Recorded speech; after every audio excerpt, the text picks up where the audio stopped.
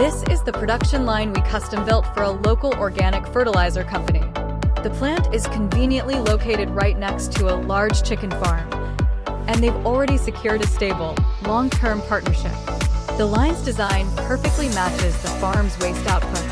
Through a proprietary process, including harmless treatment, fermentation, and precision granulation, it transforms the manure waste into a premium organic fertilizer rich in NPK and organic materials.